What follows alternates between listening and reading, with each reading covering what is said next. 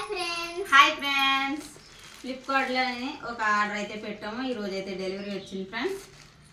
ఏంటని చూద్దాం. ఇప్పుడు ప్యాకింగ్ ఓపెన్ చేసి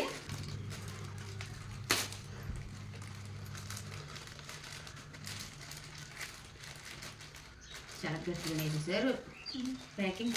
బాబాయ్,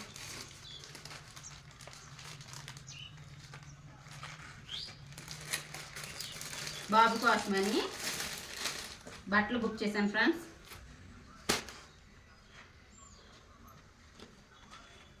క్లాత్ కూడా బాగుంది, కాటన్యే. బాగుంది కదా, సూపర్ ఉంది. ఇదేమో ప్యాంటు. సరిపోద్దా? ఎగిరితే కొంచెం వస్తుంది. సరిపోద్ది. నేను చాలా పొద్దున తీసుకుంది అమ్మ. షాప్కి కూడా బుక్ చేశాను ఫ్రెండ్స్, అవి ఇంకా రాలేదు, ముందే అయితే వచ్చినాయి. ఈ జతకి 230 రూపాయలు తీసుకున్నారనమాట. డెలివరీ ఛార్జీలు లేవు, ఫ్రీ అనమాట. వేసుకొని చూస్తా ఒకసారి. కొత్త బట్టలు వేసుకుని వచ్చాడు బాబు. చూడు, కురస వచ్చినాయి.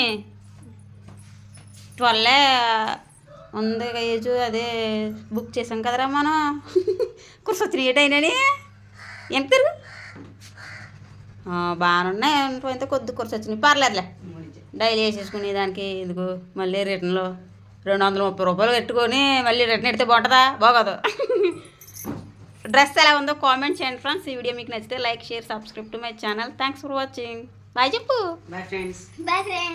Bye teddy.